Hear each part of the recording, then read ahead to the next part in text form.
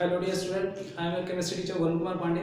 आज मैं आप लोगों के लिए मोल कॉन्सेप्ट का टॉपिक लेके आया हूँ। जो मोल टर्म है ये बेसिकली आपका केमिस्ट्री के बहुत सारे चैप्टर में यूज़ होता है। जैसे आपको सम बेसिक कॉन्सेप्ट केमिस्ट्री हो गया, इलेक्ट्रोकेमिस्ट्री हो गया, फिर आपके सॉल्यूशन हो गए, फिर आपके केमिकल इक्विलिब्रियम हो गया, फिर रेडॉक्स के प्रोसेस हो गए। तो बहुत ज़्यादा जगह पे इस पर क्या होता है, आपका इस मोल टर्म का यूज़ किया जाता है। ठीक है, तो मोल के डेफिनेशन में मैं थोड़ा इसको आपको क्लियर करूँगा। जैसे जो मोल है, ओके, ये मोल एग्जैक्टली क्या है? तो मोल आपका मैं बता सकता हूँ यहाँ पे कि मोल जो है ये आपका एक एसआई यूनिट है। Mole is SI unit. Is it clear? Mole क्या है आपका? एक एसआई यूनिट है। ठीक है, और ये एसआई यूनिट मोल जो है ये आप हमेशा क्या करता है, सब्सटेंस के अमाउंट को इंडिकेट करता है। तो यहाँ पे मैं लिख सकता हूँ कि it represent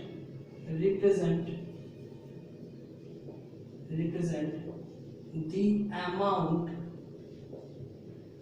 of substance or particles। ठीक है, तो ये जो मोल है आपका एक ऐसा यूनिट है और ये हमेशा क्या करता है, किसी भी सब्सटेंस के अमाउंट को या फिर पार्टिकल के अमाउंट को रिप्रेजेंट करता है। ठीक है, अभी भी ये बहुत ज़्यादा क्लियर नहीं हुआ, मैं आपको और क्लियर करता हूँ। अब ये जो मोल है एक ऐसा यूनिट है, अगर मैं आपसे बोल दूँ कि मोल टर्म किसके किस लिए यूज किया जाता है, तो यहाँ पे ये जो मोल टर्म है बेसिकली आप यूज कर सकते हैं किसके लिए? पहली बात, आप एटम के लिए यूज कर सकते हैं। ओके, देन आपने किसके लिए यूज कर सकते हैं? आप मॉलिक्यूल के लिए यूज कर सकते हैं। Is that clear? Then ion के लिए यूज कर सकते हैं। देन और भी आप इसमें बोल सकते हैं एलिमेंट के लिए यूज कर सकते हैं, इसको कंपाउंड के लिए यूज कर सकते हैं। ठीक है, इलेक्ट्रॉन प्रोटॉन न्यूट्रॉन के लिए यूज कर सकते हैं। तो अब यहाँ कुछ लोग बोलेंगे सर मॉलिक्यूल एलिमेंट कंपाउंड में क्या डिफरेंस है? सर एक ही तो है। ठीक है, बिल्कुल डिफरेंस नहीं है, लेकिन आपका टर्म्स आपको क्लियर होने चाहिए, है ना। टर्म्स मतलब ये आपके एटम्स हैं, ये आपके मॉलिक्यूल्स हैं, ये आपके आयंस हैं, ये आपके एलिमेंट हैं, ये आपके कंपाउंड है। ठीक है, तो मोल का जो डेफिनेशन है कि मोल से एक ऐसा यूनिट है, ये क्या करता है, किसी भी अमाउंट, किसी भी सब्सटेंस के अमाउंट को या फिर पार्टिकल के अमाउंट को क्या करता है, रिप्रेजेंट करता है। ठीक है, मोल एक्सपेरिमेंटली ये प्रूफ हो चुका है कि अगर मोल में बोलता हूँ किसी भी सब्सटेंस का, अगर मैं 1 मोल यूज करता हूँ, मतलब 1 मोल, अगर किसी भी सब्सटेंस का मैं 1 मोल यूज करूंगा, 1 mole atom, 1 mole molecule, 1 mole ion, 1 mole element, 1 mole compound, अगर मैं कुछ इस तरह से यूज करूंगा तो that term would be equal to 6.022 into 10⁻23, या फिर इसी को मैं ऐसे लिख सकता हूँ 6.023 into 10⁻23। ठीक है, मतलब 1 मोल ऑफ क्वांटिटी, कोई भी क्वांटिटी अगर 1 मोल होगी तो वो कितने टर्म्स के बराबर होगी। ठीक है, इस चीज को आप ऐसे समझ सकते हैं कि अगर मैंने बोल दिया 1 मोल 1 डजन बनाना, 1 डजन ऑरेंज, 1 डजन कुछ भी बोल दिया, तो मुझे ये नहीं पता कि वो आपके क्वांटिटी में कितने होंगे, लेकिन इतना पता है मुझे कि all that quantity would be equal to 12 pieces, सब 12 पीसेस के बराबर होंगे। ठीक है, तो सेम टर्म वही है कि अगर मैं 1 मोल एटम बोलता हूँ तो इसके बराबर होगा, अगर मैं 1 मोल मॉलिक्यूल लूंगा तब इसके बराबर होगा, एलिमेंट, कंपाउंड, आयन अगर मैं 1 मोल लूंगा तो सारी क्वांटिटीज के बराबर हो जाएगी। ठीक है, तो यहाँ पे कुछ मोल के बारे में मैंने कॉन्सेप्ट थोड़ी बहुत क्लियर किए हैं। अब ये मोल को मैं क्या करता हूँ, मॉलिक्यूल और एलिमेंट के लिए एक एक बार इसको टर्म यूज करता हूँ, तब यहाँ पे कुछ न्यूमेरिकल के पॉइंट भी क्लियर हो जाएंगे और आपका कॉन्सेप्ट क्लियर हो जाएगा। ठीक है, तो आप इसको नोट डाउन कर सकते हैं।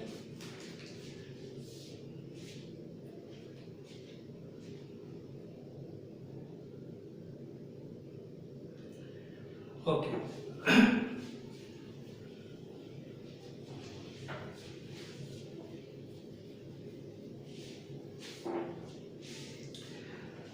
अब सबसे पहले मैं एटम के लिए स्टार्ट कर रहा हूं।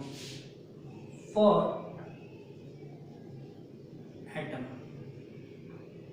ये जो मोल का कॉन्सेप्ट है मैं एटम के लिए करता हूं।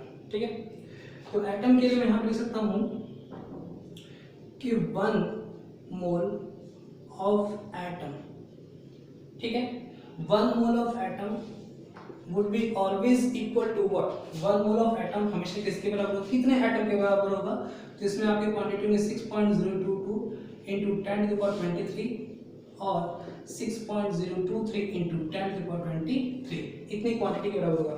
1 मोल ऑफ एटम हमेशा इतनी क्वांटिटी के बराबर होगा, ठीक है। और एक चीज और है कि ये जो 1 मोल ऑफ एटम इतनी क्वांटिटी के अगर बराबर है तो एक्सपेरिमेंटली जब प्रूव किया गया तो पता चला कि 1 मोल ऑफ जो एटम है, ये जो 1 मोल ऑफ एटम है इतनी ही क्वांटिटी बराबर है किसके, atomic mass of that atom. Is it clear? Atomic mass of that atom. अगर मैं बोलूं कि 1 मोल एटम में कितने नंबर ऑफ एटम है, तो 1 मोल एटम में इतने नंबर ऑफ एटम है आपके, ठीक है। और इतने नंबर ऑफ एटम का वेट कितना होगा, तो बोलेंगे सर जितना इस एटम का एटॉमिक मास होगा उसी के बराबर होगा। ये बात आपको समझ में आई, ठीक है। तो इस चीज को मैं ऐसे सर्कल भी कर सकता हूँ, ये तीनों बातें एक दूसरे को इंडिकेट करती हैं। 1 mole of atom would be equal to this amount and this amount of atom would be equal to this weight, ठीक है। तो ये मैं आपको फिर बताने की कोशिश कर रहा हूँ कि 1 मोल ऑफ एटम जो है उसमें इतने आपके अमाउंट होंगे और इतने अमाउंट का वेट इतना होगा और ये वेट जो होगा फिर से 1 मोल के बराबर हो जाएगा, ठीक है। अगर मैं एग्जांपल में लूं कि 1 mole of carbon atom, 1 mole of carbon atom मैंने क्या किया, एग्जांपल में ले लिया। Is it clear? 1 mole of carbon atom मैंने एग्जांपल में लिया, तो 1 mole of carbon atom would contain how many number of atom, तो यहाँ पे हो जाएगा this would be equal to 6.022 into 10⁻23 number of atom of carbon, ठीक है। इतने मोल ऑफ कार्बन में होंगे इतने नंबर ऑफ एटम कार्बन के रखेंगे और इसका वेट कितना बराबर होगा, तो सिंपली मैं बोल सकता हूँ सर 12 ग्राम ऑफ कार्बन। तो मतलब क्या हुआ कि 1 मोल कार्बन एटम का वेट कितना है, 12 ग्राम, और 12 ग्राम कार्बन में कार्बन के कितने एटम होंगे, 6.022 10⁻23 नंबर ऑफ एटम। तो अगर मैं ये 1 मोल ऑफ कार्बन के लिए कर सकता हूँ तो अगर मैं 1 मोल ऑक्सीजन करूंगा तो सारी क्वांटिटी सेम हो जाएगी। 1 मोल ऑक्सीजन के लिए amount would be same but quantity would be what, 16 gram. 1 mole of nitrogen quantity would be same and that would be equal to what, 14 gram. तो हर एक एटम के 1 मोल जो होते हैं, हर एक एटम का जो 1 मोल होता है उसमें 6.022 10⁻23 नंबर ऑफ एटम्स होते हैं आपके, ठीक है। और वो सारे नंबर ऑफ एटम्स उस रेस्पेक्टिव एटम के एटॉमिक वेट के बराबर होते हैं, ठीक है। तो इसे आप नोट डाउन कर सकते हैं।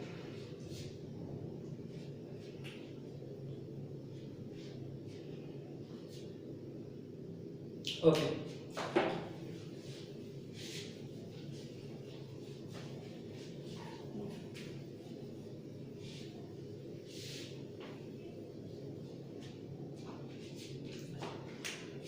ओके अब बहुत सारे एक एग्जांपल मैं ऐसे भी दिखा सकता हूं आपको, जैसे 1 मोल ऑफ, या फिर इस चीज को लिखने से अच्छा कि मैं ऐसे लिख दूं कि 1 मोल ऑफ एटम,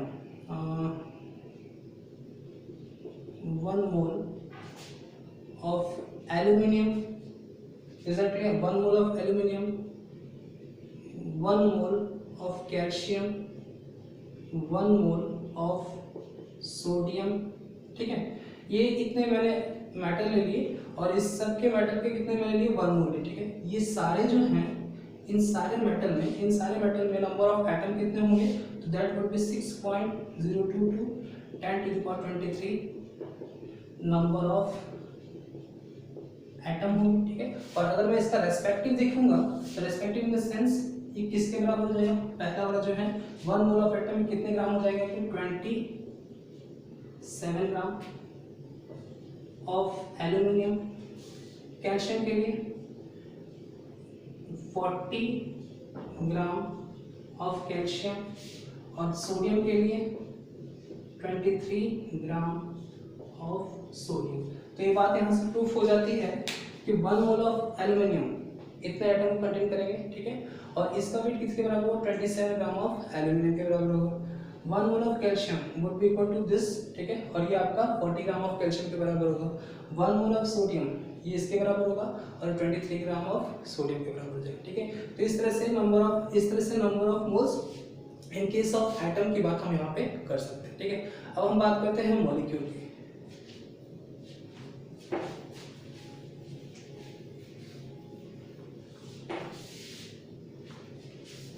ठीक है, अब मॉलिक्यूल के केस में एक चीज थोड़ा सा मैं आपको क्लियर करूंगा कि जितने भी एटम होते हैं, ठीक है, सारे एटम क्या होते हैं आपके, रिएक्टिव होते हैं, ठीक है। और जब एटम आपस में कंबाइन करते हैं, ठीक है, यहाँ पे लिख सकते हैं ऑन कंबाइनिंग ऑफ एटम। तो कंबाइनिंग ऑफ एटम जब ये कंबाइन करेगा तो यहाँ पे stable structure would form, okay, stable structure would form, जिसको हम क्या बोलेंगे, मॉलिक्यूल बोलेंगे। ये बात समझ में आ रही? मतलब मैं बोल सकता हूं कि जब एटम आपस में कंबाइन करेंगे तो इसकी स्टेबल कॉन्फ़िगरेशन बनेगा और उसकी स्टेबल कॉन्फ़िगरेशन को हम लोग क्या बोलेंगे, मॉलिक्यूल बोलेंगे, ठीक है। ये मॉलिक्यूल आपका दो तरह का होगा, ठीक है। एक हो जाएगा आपका एलिमेंट और दूसरा हो जाएगा आपका कंपाउंड। समझ में आया? एक आपका एलिमेंट और दूसरा आपका हो जाएगा कंपाउंड, ठीक है। अब मैंने क्या बोला था कि अब मैं यहाँ पे क्या कर रहा हूँ, नंबर ऑफ मोल्स की बात करूंगा मॉलिक्यूल के लिए। तो नंबर ऑफ मोल्स की बात करूंगा मॉलिक्यूल के लिए, तो वो एलिमेंट के लिए भी एप्लीकेबल होगा और कंपाउंड के लिए भी एप्लीकेबल होगा। तो ये आप डायग्राम एक बना सकते हैं ताकि आपका मॉलिक्यूल में एलिमेंट और कंपाउंड का डिफरेंस समझ में आए।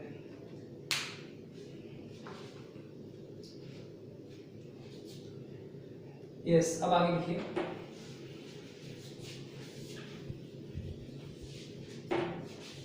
सेम वही स्ट्रक्चर अब मॉलिक्यूल के लिए बनेगा। For molecule, okay.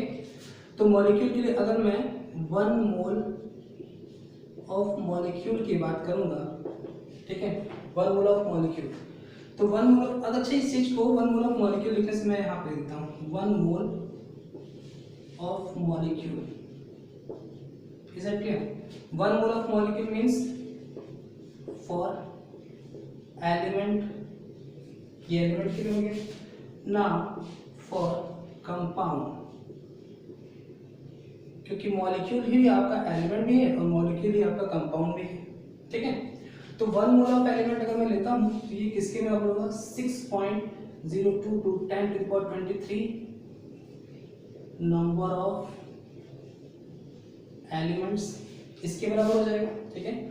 और वेट भी किसके बराबर होगा, तो क्या बोलेंगे कि मॉलिक्यूलर वेट,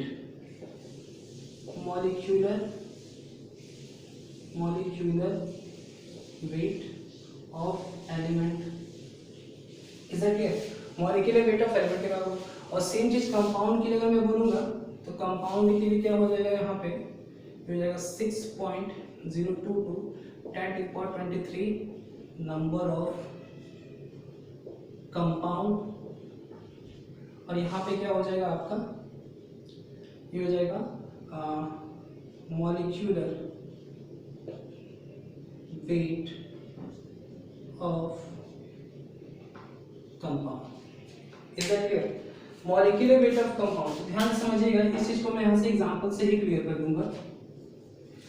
ये कुछ इस तरह से डायग्राम इसका बनेगा, ये ऐसा कुछ डायग्राम, ओके। ये कंपाउंड है आपका, ये आपका एलिमेंट है, and this one would be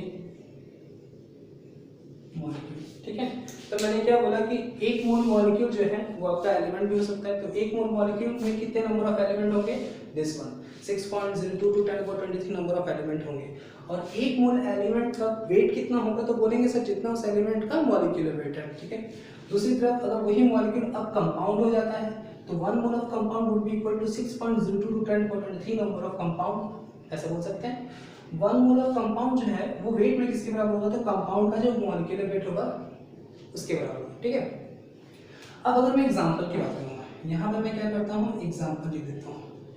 तो एग्जांपल, अगर एलिमेंट का एग्जांपल मुझे लेना होगा तो एलिमेंट का एग्जांपल क्या होगा, Cl2H2, कुछ भी ले सकते हैं, ठीक है। तो सपोज कीजिए कि मैंने क्या किया, H2 ले लिया, आपको पता है कि अगर एक ही तरह के एटम आपस में कंबाइन करते हैं तो एलिमेंट का फॉर्मेशन करेगा, और टाइप्स ऑफ एटम आपस में कंबाइन करेंगे दैट विल फॉर्म कंपाउंड। ठीक है, तो अगर मैंने मान लीजिए कि 1 मोल हाइड्रोजन लिया, यहाँ पे इसको लिख सकते हैं कि 1 मोल ऑफ हाइड्रोजन ऐसे लिखिए। तो 1 मोल ऑफ हाइड्रोजन में कितने आपके हाइड्रोजन के एलिमेंट होंगे, तो 6.02 × 10⁻23 number of H2 what element, या फिर आप इसको मॉलिक्यूल भी बोल सकते हैं। ठीक है, अब यहीं पे ये जो वेट किसके बराबर होगा, तो यहाँ पे आपका मिलेगा 2 gram of H2 element, is that clear, इसके बराबर हो जाएगा। तो ये हाइड्रोजन की बात हो गई।